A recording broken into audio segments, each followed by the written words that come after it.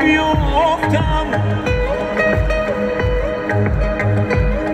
نرو سب کن بذار توضیح بدم من آخه من که هنوز چیزی نگفتم نگاه کن باید ثابت کنم شایعه بوده تموم حرفایی که گفته بودن دروغ میگن همه از بس حسودن